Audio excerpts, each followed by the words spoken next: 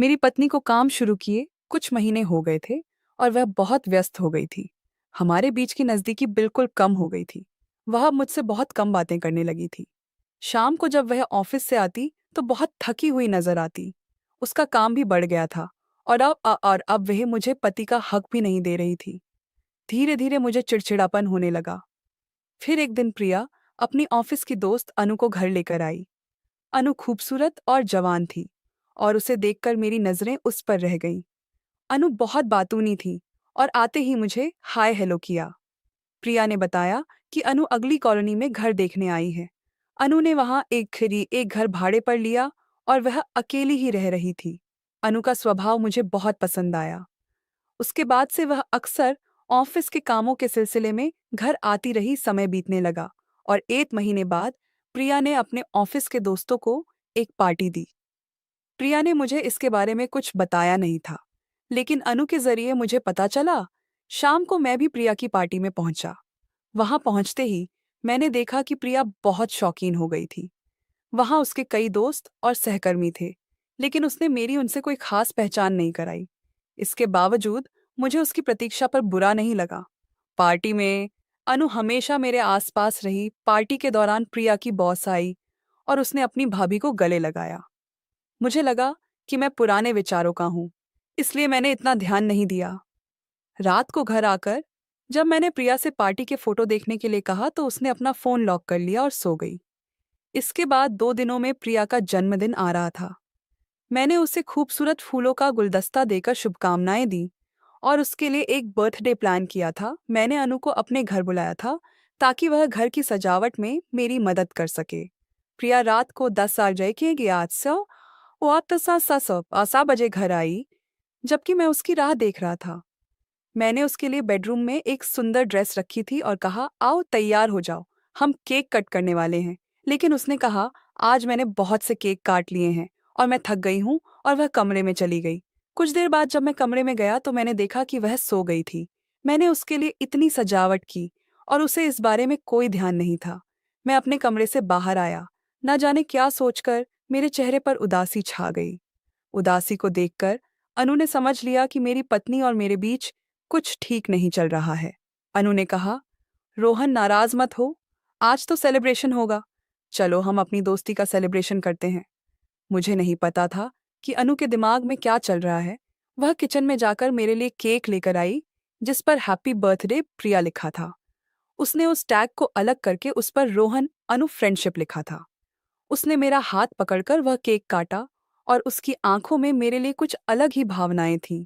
उसने केक मुझे खिलाते वक्त थोड़ी मस्ती भी की और मेरे गाल पर भी केक लगा दिया। तब मैं भी उसके पीछे दौड़ने लगा। मैंने उसका एक हाथ पकड़कर उसे अपने पास खींच लिया, लेकिन जब मुझे एहसास हुआ कि मैं बहुत करीब जा रहा हूं, तो मैं तुरंत उससे दूर हो गया। रात काफी हो गई थी, इसलिए मैंने उसे अपनी बाइक पर घर छोड़ने का फैसला किया। प्रिया को इस सब का कोई अंदाजा नहीं था। मैंने अनु को उसके घर छोड़ा तो गाड़ी से उतरते ही उसने कहा, रोहन, मुझे लगता है कि प्रिया तुम्हारे लिए सही नहीं है। तुम क्यों अपना समय बर्बाद कर रहे हो? मुझे अनु की बात पसंद नहीं आई, क्योंकि वह अपने दोस्त के पति की तरफ देख रही थी। मैंने उसके बोलने पर कोई रिएक्शन नहीं दिया और वहां से निकल गया। घर आकर मैंने देखा कि प्रिया पानी पीने उठी थी और कमरे में गई। मैं भी उसके पीछे गया और उसे उसके जन्मदिन का गिफ्ट दिया। मैंने उसके नाम का एक सोने का लॉकेट और सोने की चैन बनाई थी। मैंने अपने हाथों से वह चैन उसके गले में डाली।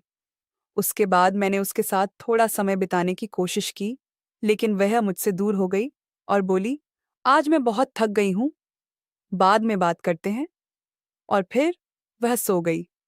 अब मेरा चिड़चिड़ापन बढ़ने लगा था। प्रिया ने जॉब में आने के बाद मुझे पति का हक भी नहीं दिया और वह मुझे समय देने को तैयार नहीं थी। क्या अब उसे पति की कोई जरूरत नहीं थी? अब लगभग 1 महीना हो गया था जब मैंने अपनी पत्नी के साथ समय नहीं बिताया था और प्रिया को इससे कोई फर्क नहीं पड़ रहा था। उसकी ऐसी हरकतों के कारण मैंने खुद को समझाने की कोशिश की कि मैं अनु की तरफ क्यों आकर्षित हो रहा हूँ। अनु हर 2-3 दिन में हमारे घर आती थी और वह मुझसे थोड़ी तीखी बात करती थी। अगले दिन सुबह जब मैं जॉब जाने वाला था, मैंने प्रिया से कहा, प्रिया, कुछ दिन की छुट्टी ले लो। मैं भी छुट्टी पर जा रहा हूँ और सोच रहा हूँ कि तुम्हारे साथ थोड़ा समय बिताऊं। प्रिया ने कहा, मैं छुट्टी नहीं ले सकती। ऑफिस में बहुत काम है। बॉस ने मुझे काफी काम दिया है। मैंने कहा, क्या तुम्हारा बॉस पिछले कुछ महीनों से तुम्हारे ऊपर ज्यादा काम का बोझ नहीं डाल रहा है? उस पर इतना आगे बढ़ने की जरूरत नहीं है, नहीं तो वह सब काम तुम पर ही डाल देगा। प्रिया ने कहा, जो लोग काम करने लायक होते हैं उनके पास ही काम होता है, और मेरे बॉस की नज़र में मैं काम करने के लिए योग्य हूँ। मुझे प्रमोशन और सैलरी में बढ़ोतरी चाहिए, तो मुझे बॉस के सामने रहना पड़ेगा। मैंने उस पर गुस्सा नहीं किया, बल्कि उसकी काम के प्रति ईमानदारी को समझा। देखते देखते 1 महीना बीत गया। महीने की पहली तारीख को मेरा जन्मदिन था, और मुझे पूरा विश्वास था कि प्रिया मेरे लिए कुछ सरप्राइज प्लान कर रही होगी। मेरे जन्मदिन की सुबह अनु मेरे दरवाजे पर फूलों का गुलदस्ता ली खड़ी थी। मेरी पत्नी ने उसे पहले ही बर्थडे विश किया था। मैंने अनु से पूछा, तुझे मेरा जन्मदिन कैसे पता चला? बिल्कुल, तुम्हें प्रिया ने बताया होगा कि दीप ने तुम्हारे जन्मदिन के लिए कुछ प्लान किया है, अनु ने मुस्कुराते हुए कहा। नहीं रोहन, मैं तुम्हारे सोशल मीडिया अकाउंट पर जुड़ी हुई हूँ, वहीं से मुझे तुम्हारे जन्मदिन का पता चला। उस दिन प्रिया ने सुबह भी मुझे जन्मदिन की शुभकामनाएं नहीं दी थी। शाम को अनु ने मुझे फोन करके 4 बजे घर बुलाया। मुझे लगा प्रिया ने मेरे लिए कुछ सरप्राइज प्लान किया होगा, इसलिए मैंने हाफ डे लेकर घर आ गया। अनु ने मुझे अपने घर बुलाया था। जब मैं वहां पहुंचा तो देखा कि अनु बिल्कुल तैयार थी। उसने छोटा सा ड्रेस पहना हुआ था, जिसमें वह बहुत सुंदर लग रही थी। जैसे ही मैं अंदर गया, मेरे ऊपर गुलाब की पंखुड़ियां बिखेर दी गई थीं। मैं यह सब देखकर बहुत खुश हुआ। लेकिन जब मैंने अंदर देखा तो मुझे पता चला कि यह सब प्रिया ने नहीं, बल्कि अनु ने मेरे लिए प्लान किया था। अनु ने मेरे जन्मदिन को खास बनाने के लिए काफी खर्च किया था। उसने अपने काम से छुट्टी ली थी और मेरे लिए कई अच्छे पकवान बनाए थे। मैंने उसकी मेहनत को नकारना नहीं चाहा और मुस्कुराकर उसके साथ अपना जन्मदिन मनाया। काफी देर बाद मैंने अनु से कहा कि अब मुझे घर जाना है। जैसे ही मैं निकलने वाला था, मुझे प्रिया का फोन आया। उसने कहा, आज मैं घर नहीं आ पाऊंगी, ऑफिस में बहुत काम है और रात को मैं एक दोस्त के घर रुक रही हूँ। उस समय मुझे यह साफ लग रहा था कि प्रिया को अपने पति के जन्मदिन का ध्यान नहीं था, और यह सुनकर मैं नाराज हो गया। अनु ने यह देखकर मुझे अपने बेडरूम में ले जाकर मेरा हाथ थाम लिया और कहा, रोहन, तुम प्रिया के बारे में इतना क्यों सोचते हो? वह तो काम में व्यस्त होगी। तुम्हारी दोस्त ने तुम्हारा जन्मदिन खास बनाया है, तो फिर तुम क्यों नाराज हो? जब अनु ने मेरा हाथ पकड़ा तो मेरे मन में अलग अलग विचार पैदा होने लगे। अनु वाकई सुंदर लग रही थी, और मैंने उसे पहले कभी उस नज़र से नहीं देखा था। अनु थोड़ी देर तक बोल्ड ड्रेस में मेरे सामने घूमती रही। तभी उसका मोबाइल नीचे गिर गया। ऐसा लग रहा था जैसे उसने जानबूझकर ऐसा किया हो। वह जल्दी से झुककर उसे उठाने लगी और अपने अनावश्यक अदाओं को दिखाने लगी। मैं एक पुरुष था, और जब कोई महिला इतनी प्रकट रूप से सामने आई तो स्वाभाविक रूप से नजरें उस ओर खींची जाती हैं। उस समय मैं उसे देखकर खुद को रोक नहीं पा रहा था। वह धीरे धीरे फिर से मेरे पास आ गई। मैं भी उसकी ओर आकर्षित हो रहा था। तभी मुझे अपनी समझदारी पर ध्यान आया और मैंने खुद को उससे दूर कर लिया। मैंने कहा, अनु, तुम ये क्या कर रही हो और मुझे ऐसा करने के लिए मजबूर कर रही हो? हमारे बीच यह सब नहीं हो सकता, क्योंकि तुम मेरी पत्नी की दोस्त हो। मुझे अपनी पत्नी से बहुत प्यार है, अनु ने जवाब दिया। ठीक है रोहन, मैं तुम्हें किसी भी चीज के लिए नहीं कहूंगी। जब तुम चाहोगे तब तुम मुझसे बात करने आ सकते हो। अनु के शब्दों का मतलब मुझे बहुत अच्छे से समझ में आया। प्रिया ने अगले दिन घर आकर भी मुझे जन्मदिन की शुभकामनाएं नहीं दी थीं। मैंने खुद ही उसे बताया, प्रिया, कल मेरा जन्मदिन था और तुमने मुझे बर्थडे विश तक नहीं किया। उसने जवाब दिया, हाँ, जन्मदिन था तो क्या हुआ? जन्मदिन तो हर साल आता है, उसमें क्या खास है? एक पत्नी अगर एक साल अपने पति का जन्मदिन भूल जाए तो इसमें इतना बोलने की जरूरत है? मैंने प्रिया को ऐसा कुछ नहीं कहा था जिससे वह नाराज हो जाए। फिर भी वह मुझ पर चिड़चिड़ा गई थी। उसे शांत करने के लिए मैंने उसके करीब जाने की कोशिश की और उसके साथ समय बिताने की कोशिश की, लेकिन इस बार भी उसने मेरा हाथ जोर से झटक दिया। उस समय मेरे मन में एक अलग ही इच्छा जागृत हुई, लेकिन प्रिया ने मुझे खुद से दूर कर दिया, जिससे मेरी इच्छाओं का भंग होने लगा। प्रिया मुझे संतुष्ट नहीं कर पा रही थी। इसीलिए मैंने सीधे अनु के घर जाने का फैसला किया। मैंने उसे फ़ोन नहीं किया और जब वहां पहुंचा तो रात के 9 बज रहे थे। अनु मुझे नाइट सूट में दिखाई दी, जो कि शॉर्ट था। वह बेहद खूबसूरत लग रही थी और मुझसे काफी जवान थी। जब मैं अनु को देख रहा था, शायद उसने मेरी नजरें महसूस की, इसलिए वह भीतर अपने कमरे में जाकर शॉल ओढ़ने लगी।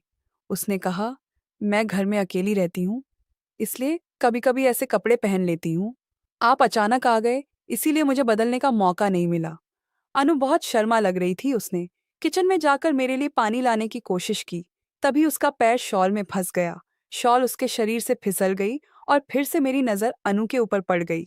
जैसे ही उसने फिर से शॉल ओढ़ा, मैं उसके पास गया और कहा, अनु, तुम्हें शॉल ओढ़ने की जरूरत नहीं है, मैं तो तुम्हारा बेस्ट फ्रेंड हूँ। मेरी बात सुनकर वह हंस पड़ी और मैं धीरे धीरे उसके करीब होता चला गया।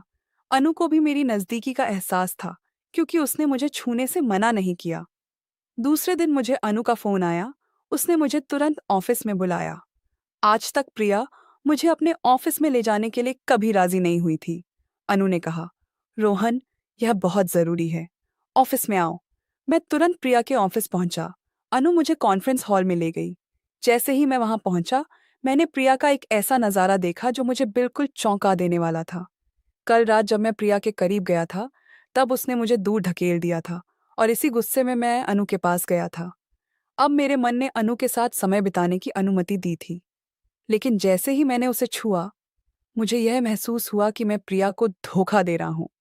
इस भावना के बाद मैंने तुरंत अनु से दूरी बना ली। जब मैंने प्रिया को देखा, वह पूरी तरह से शॉक में थी। उसने कहा, रोहन, तुम यहाँ कैसे आए? मैंने तुम्हें ऑफिस में आने से मना किया था। तुम बिना बताए यहाँ क्यों आए? तुम मेरे ऑफिस में अपनी इज्जत गिरा रहे हो। मैंने देखा, प्रिया अपने कुछ सहकर्मियों के सामने मेरी बेइज्जती कर रही थी।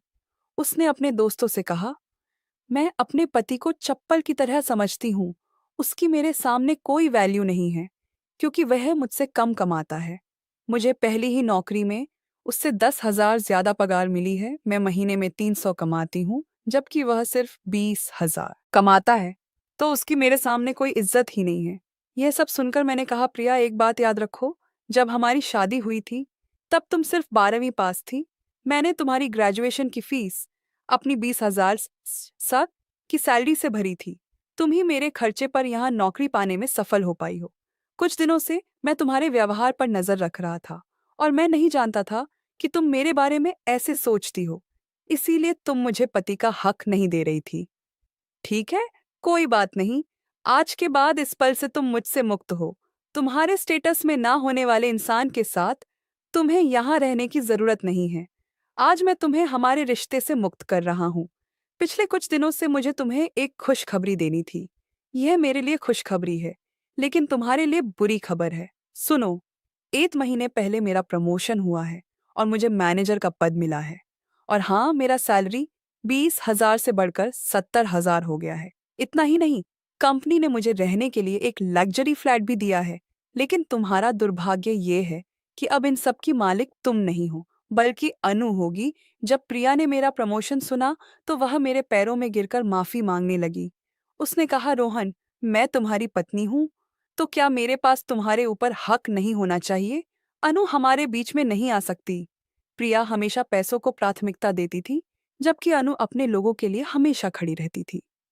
मैंने प्रिया से कहा, तुम अपने काम और पैसों में व्यस्त रहो। अनु ने पहले ही मुझसे अपने प्यार का इजहार किया था। प्रिया का असली चेहरा पहले ही अनु ने देख लिया था, इसलिए वह मुझे हमेशा सलाह देती थी कि मैं प्रिया से दूर रहूं। कई महिलाएं, जैसे प्रिया, जब थोड़ा सा पैसा कमाने लगती हैं, तो अपने पति को उनकी चप्पल समझने लगती हैं। मुझे उनसे उचित जवाब देने में कोई परेशानी नहीं है। कुछ ही दिनों बाद मैंने प्रिया को तलाक दे दिया और अनु के साथ शादी कर ली। शादी के बाद अनु ने अपनी नौकरी छोड़ दी। उसका कहना था कि उसे अपने पति से ज्यादा प्यार है और अगर वह उसे समय नहीं दे सकती, तो उसके लिए नौकरी और पैसे का कोई मतलब नहीं है। अनु सच्चे प्रेम की परिभाषा बन गई, जो मुझे अपेक्षित था। उसे कहीं ज्यादा प्यार और सम्मान मुझे मिला। मुझे हर महिला से यह कहना है कि अपने पति का सम्मान पैसों से कभी मत करो। एक बार अगर पुरुष का अहंकार टूट गया, तो फिर उसके जैसा सख्त कोई नहीं होता। दोस्तों, आपको यह कहानी कैसी लगी? अगर आपको यह कहानी पसंद आई तो वीडियो को लाइक करें और चैनल को सब्सक्राइब करना ना भूलें।